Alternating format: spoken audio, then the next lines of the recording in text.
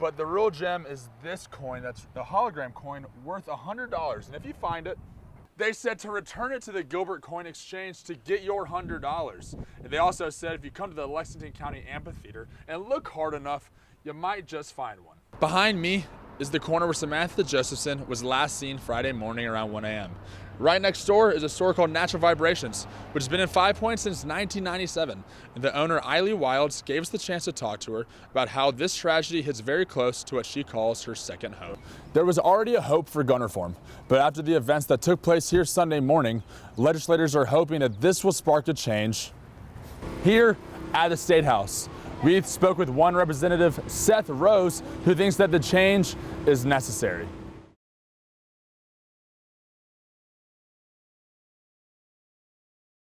Yeah, I mean, it's like nauseating. Unsettling. USC students trying to figure out what to do after the murder of a classmate. It's common for, students to say like, oh, text me when you get home. But like, sometimes I forget to text my friends when I get home.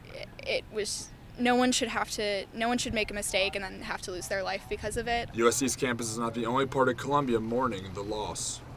Behind me is the corner where Samantha Josephson was last seen Friday morning around 1 a.m. Right next door is a store called Natural Vibrations, which has been in 5 Points since 1997.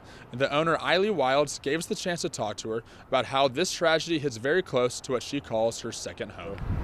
Like I say, I mean, when I look out my door, it's very sad, just that it's tragic that someone so young and had so promising of what they could bring to our community is just taken out. It also made her think of her daughter. I'm a mother myself, and so that's the first thing you think is like, you think about your own child. Karen Aaron-Ferlami is another mother we spoke with whose daughter graduated from USC just over 3 years ago. As though it could have been my child just out after studying hard for her classes. She decided to come out and enjoy herself, and her life was taken. It really broke my heart. Through all our talks, one thing is consistent. And God bless Sammy family. I don't know, I never seen her in person, but it saddened my heart. A bright young lady's life was taken by a coward. For Carolina News, I'm Scott Gavlin.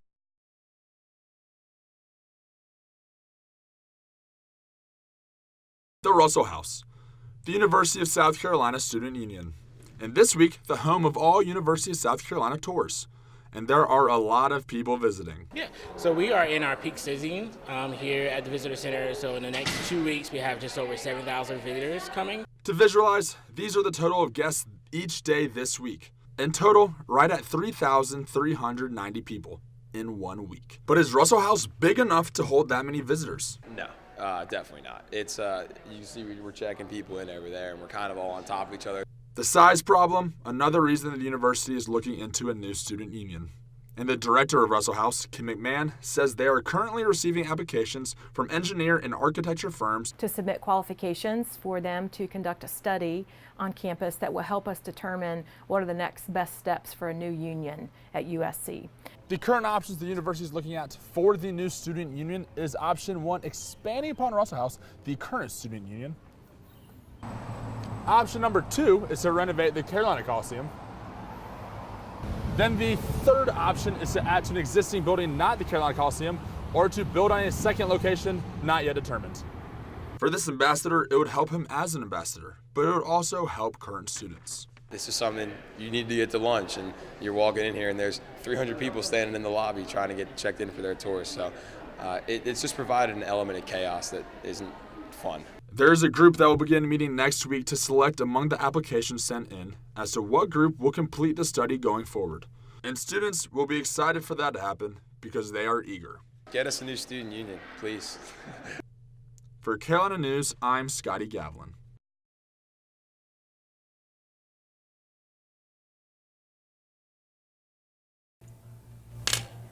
This week is a big week for coins. Coincides with National Coin Week, which is April 21st through the 27th. Now that might not have gotten you excited, but Steve Twitty, who owns Gilbert Coin Exchange, has something that might pique your interest. The Great American Coin Hunt started. For the past week, coin shops across the country have been placing valuable coins back in the community, including Buffalo nickels, Mercury dimes, presidential dollars, and many more. Here's an example of some of the coins. This one right here is worth $5 that they've placed, and they'll place it simply just like this, right on the ground. Or this coin that's actually worth $3 that they might just be walking around and throw it over their shoulder. But the real gem is this coin, that's the hologram coin, worth $100. And if you find it, they said to return it to the Gilbert Coin Exchange to get your $100. And they also said if you come to the Lexington County Amphitheater and look hard enough, you might just find one. If you go to the greatamericancoinhunt.com, you can find a map pinned with all the locations across the country and Columbia. The hope is to get the younger generation excited about coins. It's kind of a fun way to fuel the hobby a little bit, try and get some people interested, young and old. At least for these two, it seems to be working. I think it's really cool. Really, really cool. Now it makes me want to look for coins on the ground. So I'm probably going to pick up every coin that I see. Yeah. Even though the event ends this weekend, if you find a coin after this week, you can still turn it in. I hope they're found, really. I would like to see them all get redeemed. For Carolina News, I'm Scott Gavlin.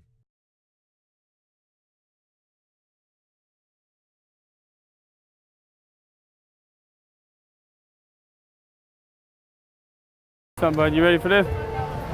Amen, man. Amen. A.C. Burleson, a 34-year-old man from Andrews, South Carolina. Amen, bud.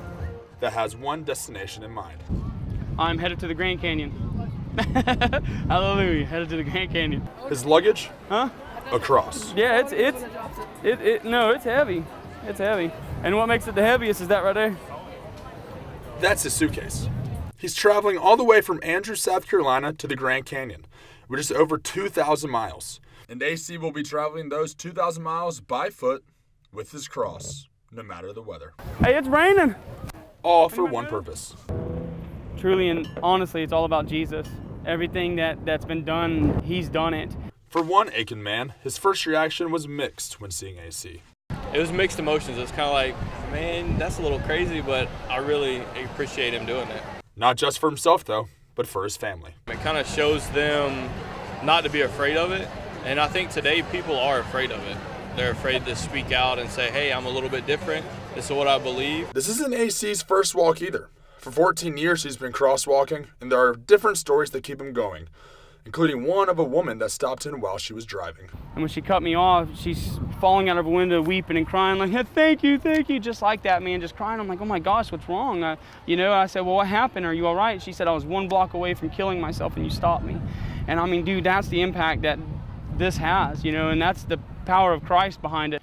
He's currently on day 12 of his journey, so if you see a man in a neon vest on the side of the road carrying a cross, say hello, because AC will. Hey, how you doing? For Carolina News, I'm Scotty Gavlin.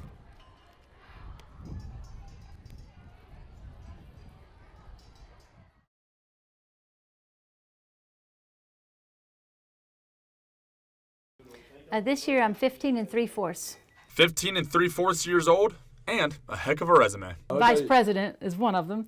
And then if I put it on a card or something, it's human resources and marketing. How does a 15-year-old have such an impressive resume when most are just getting their permit? Yes, it's a leap year baby. I'm a leap year baby. Leap year comes once every 4 years when we add February 29th to the calendar, which makes babies born on the 29th leap year babies. And Miss Debbie is not the only one. Okay, so she turned 15 this year, but technically she's only 3, like 0.75, so. So we know what leap year is, but why do we do it? Let's put a marker down, a little paper clip to show us our starting point. This is the starting line. Let's say it's January 1st. So 365 days later, the Earth has completed one complete orbit around the sun. So 1 year has gone by. But it hasn't quite gotten back to the starting point. It's just a little bit short. And so that extra a quarter of a day is why we need a leap year. But what would be affected if we didn't do leap year? Because our position around the sun dictates what season it is, and so you would start to get funny effects where your calendar for farming and holidays and such things doesn't line up anymore. And birthday schedules. She feels a little pushed aside sometimes because it's like whichever day is like more convenient for us is the day that we'll celebrate for her. Or you could just have lots of birthdays.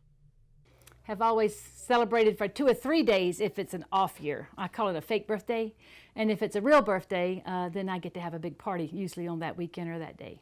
One bonus about leap year babies is that they get the chance to stay young forever. I'm gonna go out to eat tonight and everything. She's 15 years old and wants to go to Chuck E. Cheese, but I guess that's okay because she's really 3, so it's whatever she wants. For Carolina News, I'm Scotty Gavlin.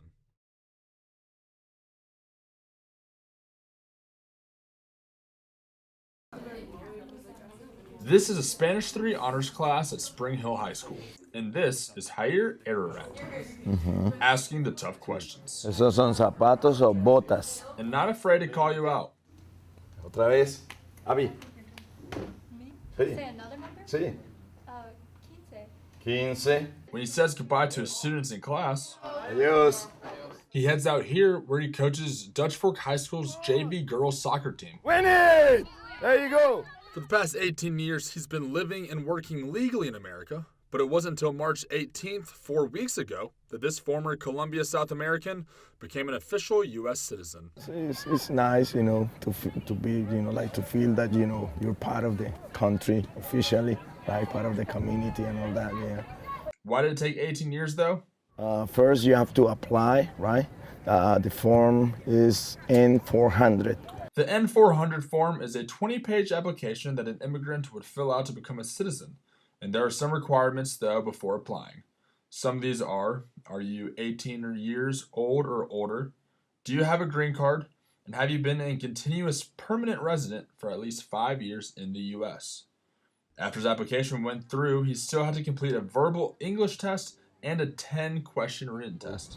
Right at the very moment when you walk in the office and all that, they start, you know, like testing you. See, okay, sit there and, you know, raise your hand. So if you understand all the stuff, that means you understand English, right? But if you act like you don't know what's going on, then, oh my goodness, this guy, is not good, you see?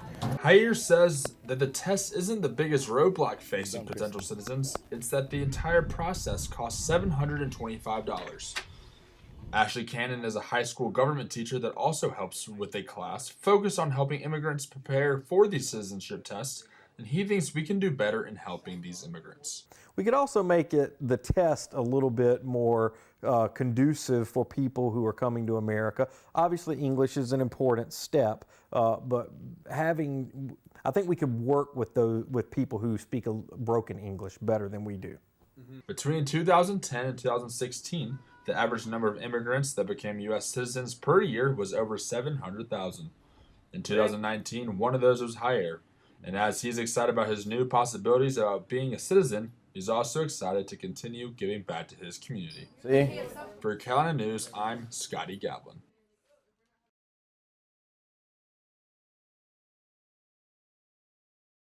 Hey everybody, this is Scotty Gavlin bringing your weather for today. Looking at the state, we have Columbia at 46 degrees, and most of the state is about the same until we get into the upstate, with Greenville being at 39 and 42 at Rock Hill, our coldest temperatures in Charleston and Hilton Head, peaking the weather temperature at 55. Now looking at the 5-day forecast, we have today scattered showers, a little bit rainy with a high of 47, low of 38. And scattered showers really is for most of the week until we get to our Thursday, which is at a high of 72, a low of 56, partly cloudy, a really nice day. But make sure to have your rain jackets for most of the week. Now I'll bring it back to Alan Marcus with the rest of your headlines.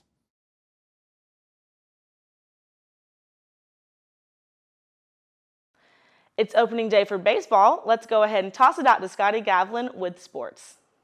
Thanks, Anna Grace. If your significant other is a baseball fan, do not expect much of them today because it is opening day for Major League Baseball, which means baseball is officially back. The first 2 games have already begun with the New York Yankees taking on the Baltimore Orioles, and then the New York Mets also taking on the Washington Nationals.